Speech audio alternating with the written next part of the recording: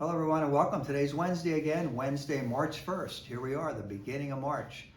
And now it's been 1 week that we've been into Lent. Last Wednesday, of course, was Ash Wednesday.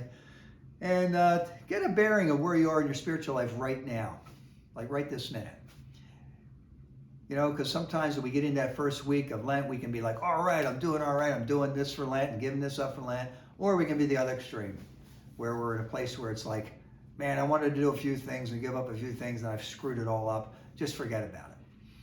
Let's not get into those two extremes. Jesus always lived a balanced life.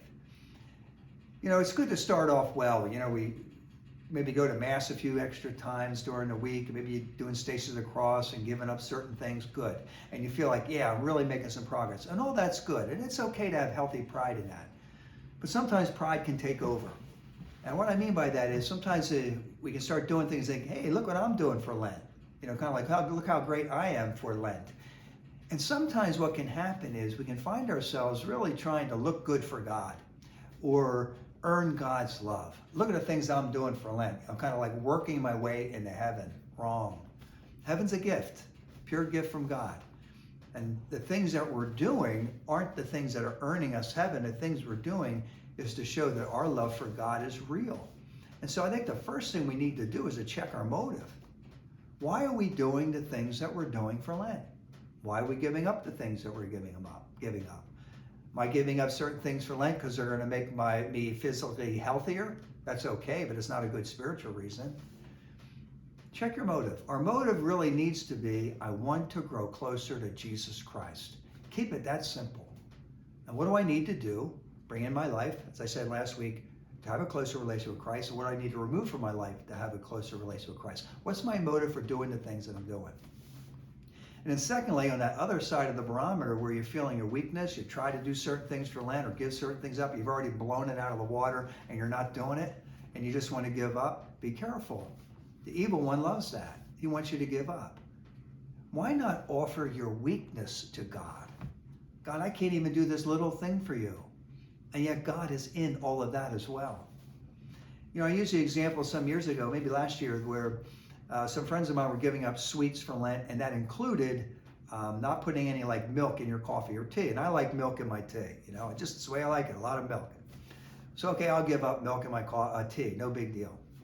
Well, it became a big deal because I really minded it. And on one hand, I start getting angry about it. I'd be like, does God really care whether I put milk in this tea? I mean, really, in the scheme of things in this world, does he really care?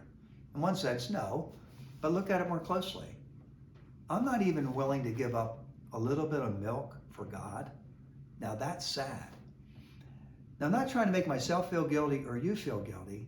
My point in all of this is we don't go deep enough in our spiritual lives. We remain on the surface. See, in the deeper issue, it's not about the milk. The milk's immaterial. It's about my attitude toward that milk.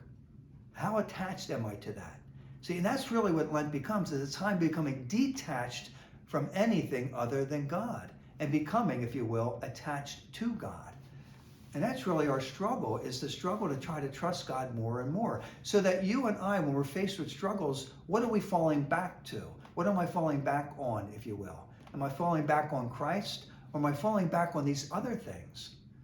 And to make this clear, like at the end of the day and you had a rough day and you just want some comfort, where do you go for that comfort? You know, drugs, alcohol, ice cream, you know, whatever, eating stuff, comfort food, all that kind of thing.